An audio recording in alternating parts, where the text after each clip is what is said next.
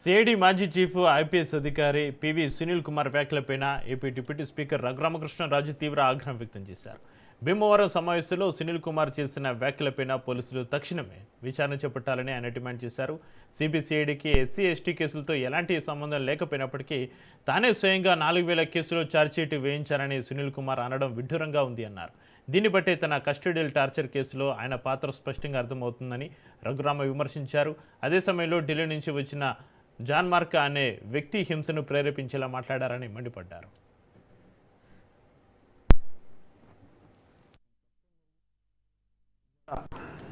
శ్రావణ్ కుమార్ జై భీమరావు భారత్ పార్టీ వ్యవస్థాపక అధ్యక్షులు వారు ఒక పిలుపిచ్చారు.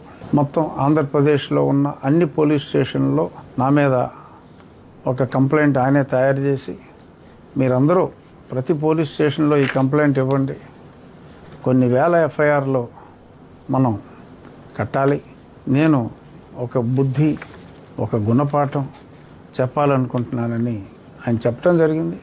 నాకు బుద్ధి చెప్పడం సరే, మరి ఆయనకి బుద్ధి ఉందా లేదా అనేది నాకు తెలియదు. ఎందుకంటే నన్ను నా రాజ్యాంగబద్ధ పదవిలో ఉంటూ ఇలా మాట్లాడాడు అని చెప్పి వక్రీకరించినందువల్ల నేను యాజ్ ఎ డిప్యూటీ స్పీకరే ఒక కంప్లైంట్ నిన్న పంపించడం జరిగింది. సిఐడి చీఫ్గా అతను పనిచేసినప్పుడట 4000 ఎస్సీ ఎస్టీ కేసుల్లో నేను ఛార్జ్షీట్ని వేయించాను అని మాట్లాడటం జరిగింది. చాలా మాట్లాడాడు, కొంత అప్రస్తుతం. అయినా ఇంపార్టెంట్ ఇష్యూని వరకు నేను మాట్లాడవలసిన బాధ్యత ఉంది. సిబిసిఐడికి ఎస్సీ అట్రాసిటీ కేసెస్కి ఎటువంటి సంబంధం లేదు.